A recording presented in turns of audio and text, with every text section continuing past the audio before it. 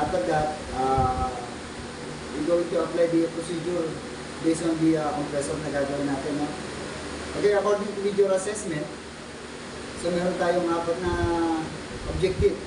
So we have 4 objective here, which is 1, which is going to organize and designate the priorities. No?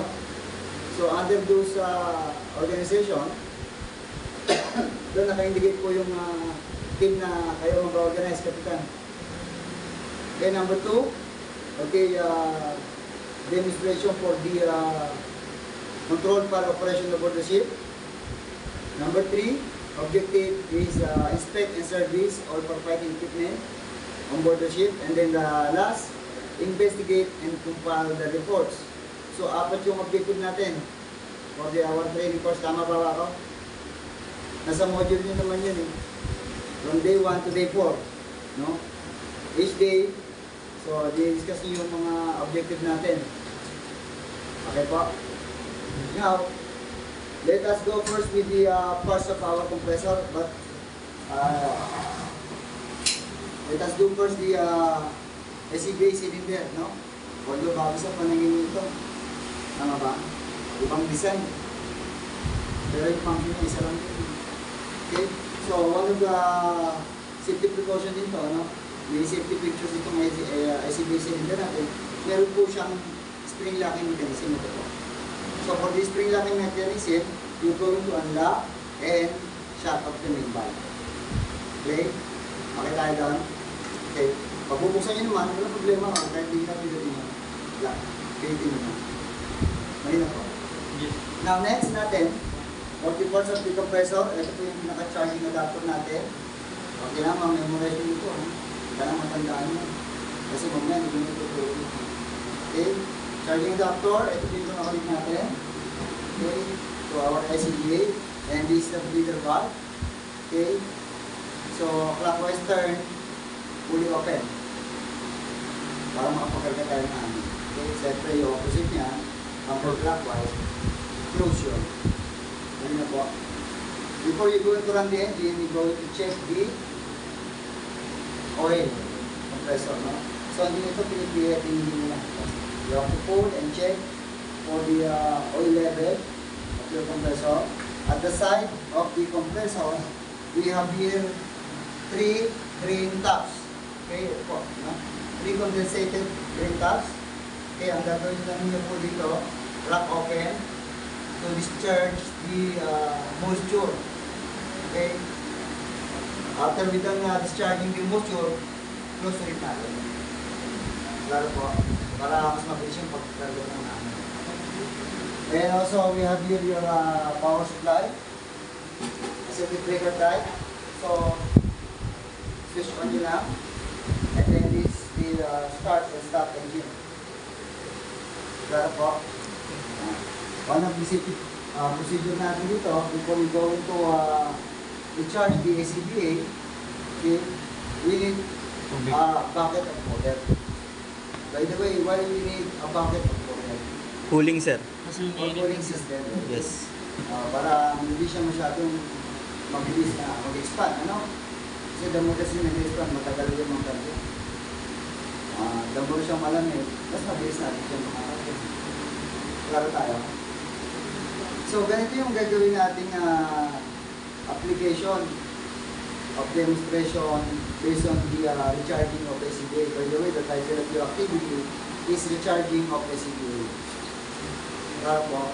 So I want you to remember the step-by-step procedure, the way we go to execute first the demonstration of recharging. Clear? Yes. After this, kaya naman yung gagawin step. Theory magpapaliwanag. The same thing kung anong ginawa namin, the same thing lang yung gagawin. Klaro tayo? Are you ready? Yes, so kita ba dyan sa dulo? Kung hindi, pwede yung mag-adjust papunta rito mamaya, no? Okay. By the way, with me, Mr.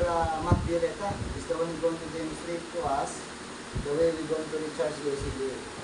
First procedure, for our safety precaution, we need to wear our proper PPE, including your gloves and also your remarks.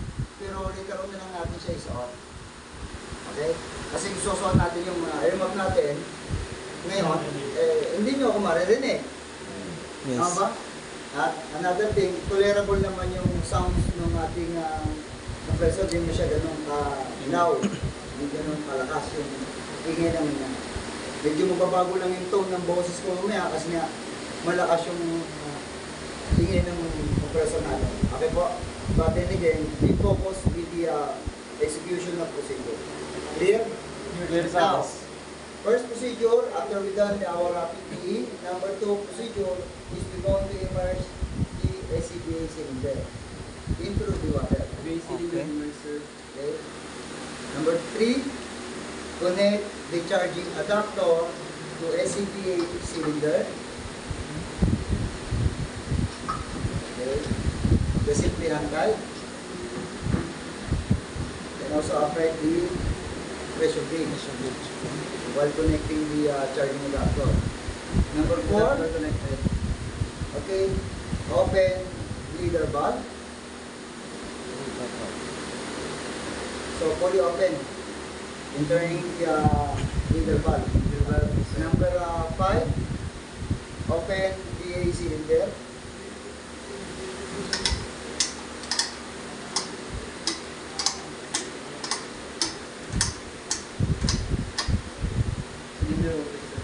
Number 6, check the compressor oil. Oil check, sir. Okay, after we done checking the compressor, here we done ready to open now the power supply. Number 7, open power supply.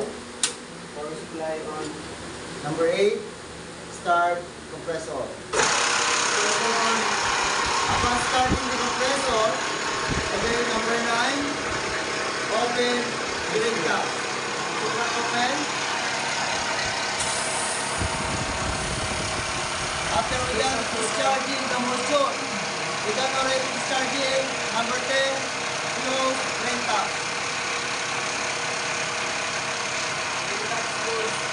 Okay, until the SCBA has been fully charged.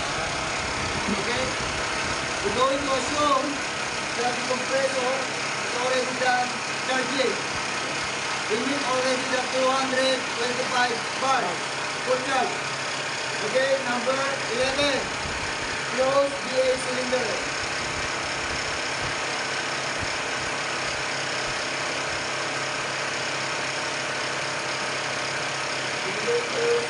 Number 12, disconnect charging adapter. Close the cylinder valve. 13, disconnect charging adapter.